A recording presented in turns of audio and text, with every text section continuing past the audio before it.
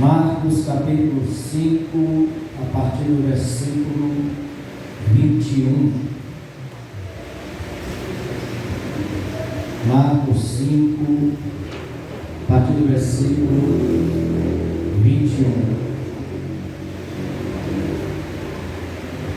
Amém? Está escrito segundo a palavra do Senhor: tendo Jesus passado de barco para o outro lado, ajuntou-se a ele uma grande multidão, enquanto ele estava junto ao mar. Então chegou um dos principais da sinagoga, por nome Jairo, o qual, vendo-o, prostrou-se aos seus pés e rogava-lhe muito: minha filha está à morte, rogo-te que venhas e que lhe ponha as mãos para que sare viva. Pelo que Jesus foi com ele, e grande multidão o seguia, comprimindo. Pula para o versículo 35. Estando ele ainda falando, chegaram alguns das casas do principal da sinagoga, a quem disseram: a tua filha está morta, por que incomodas o mestre? Jesus, porém, tendo ouvido estas palavras, disse ao principal da sinagoga: não temas, crê somente. E não permitiu que ninguém o seguisse, a não ser Pedro, Tiago e João, irmão de Tiago. Tendo chegado à casa do principal da sinagoga, viu alvoroço e os que choravam muito e pranteavam. Ao entrar, lhe disse: por que vós alvoroçais e chorais? A menina não está morta, mas dorme. Mas riram-se dele. Tendo ele, porém, feito sair todos, tomou consigo o pai e a mãe da menina, e os que vieram com ele, entrou onde ele estava. Tomando-a pela mão, disse: Talita cumi, que quer dizer: menina, eu te ordeno, levanta-te. Imediatamente, a menina que tinha 12 anos levantou-se e começou a andar. E então assombraram-se todos com grande espanto. Jesus, porém, mandou-lhes expressamente que não contasse nada a ninguém e ordenou que dessem de comer. Amém. Amém?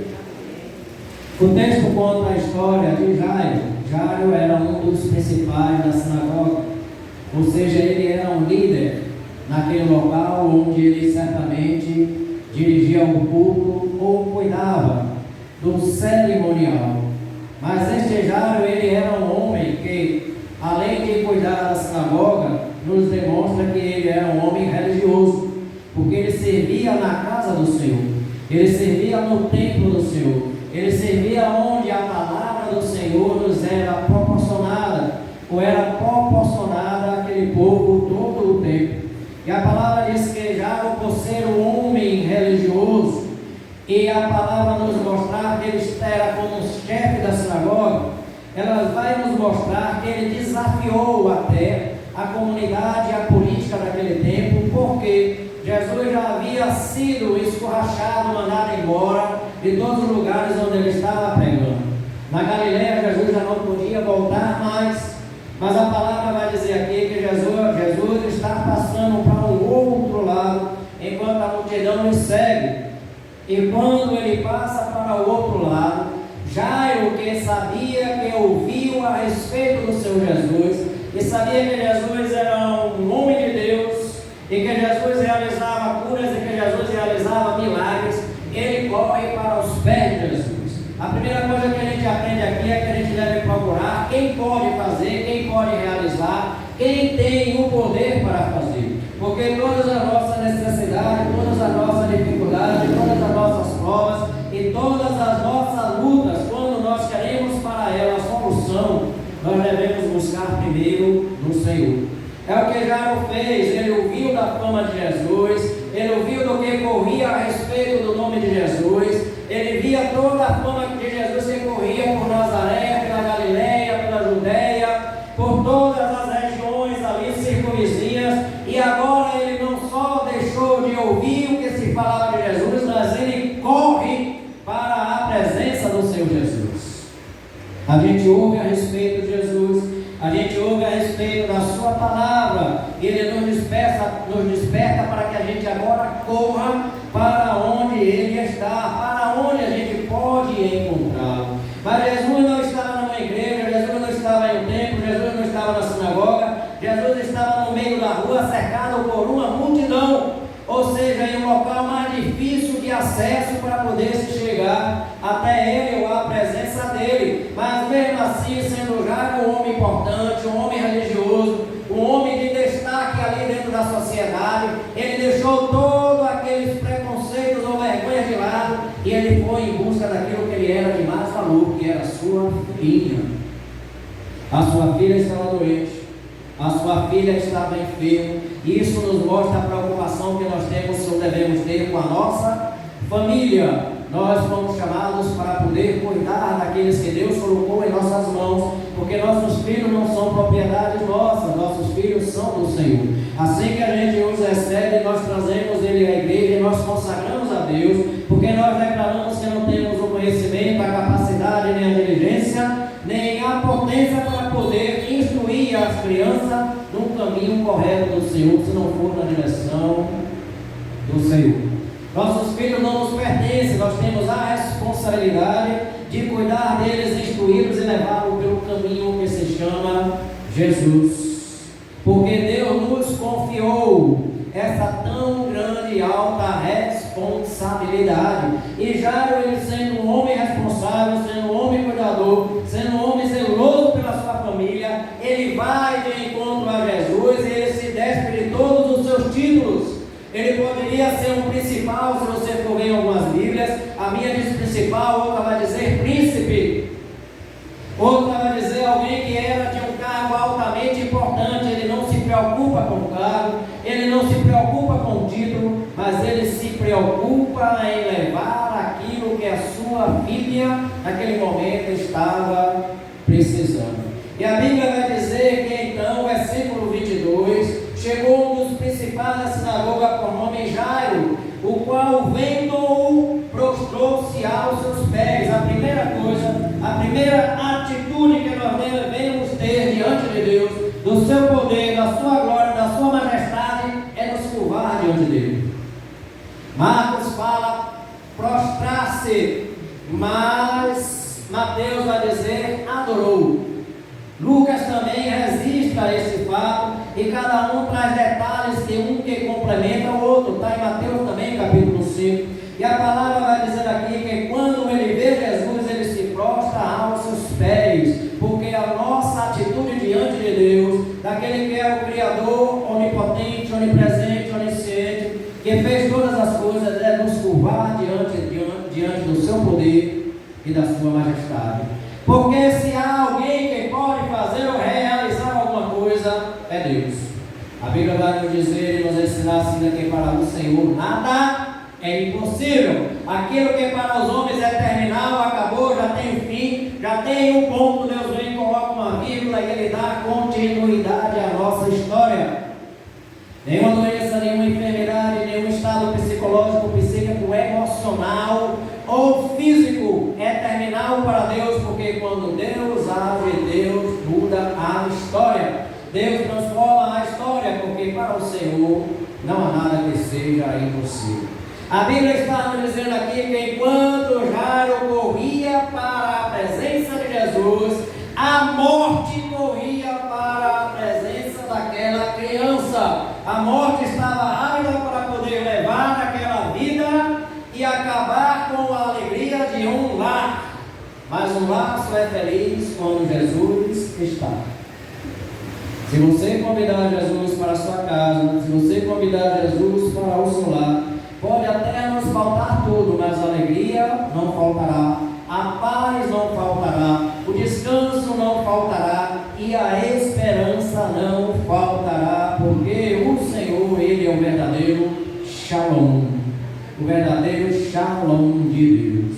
A palavra Shalom no hebraico não significa apenas paz, mas ela significa abundância, prosperidade, alegria na presença do Senhor. Shalom é uma palavra que traz uma abrangência tão enorme de prosperidade para as nossas vidas, que quando a gente declara para um irmão, para um conhecido, ou para uma pessoa próxima, até desconhecido, a graça e a paz do nosso Senhor Jesus Cristo, você está derramando sobre a cabeça daquela pessoa a bênção sem medida.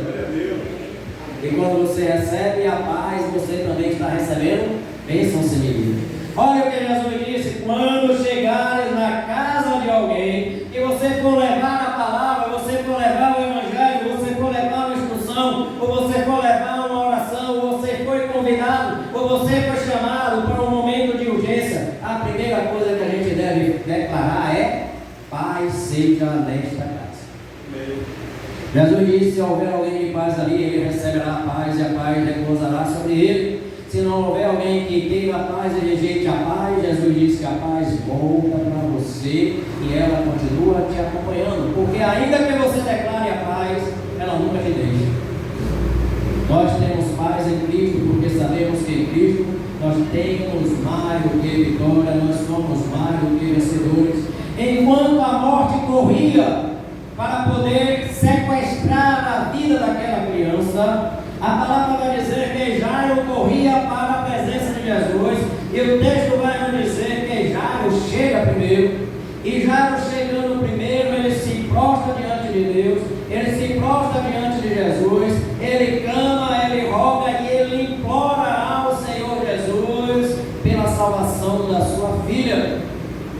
A palavra salvação no grego é sozo, e a palavra salvação no grego sozo não quer dizer só salvação, mas quer dizer também libertação, quer dizer também cura, quer dizer também restauração. Uma palavra de Deus, ela vai muito mais além daquilo que a gente pode pensar ou que a gente pode imaginar. A palavra de Deus, alguém pode pedir esse rapaz aí para ele ligar que ele mudou, para ele vai sair de Senhor? Ai, em nome de Jesus, abençoado. Você sabe como? Não, vamos orar para Deus levar ele em paz. Amém?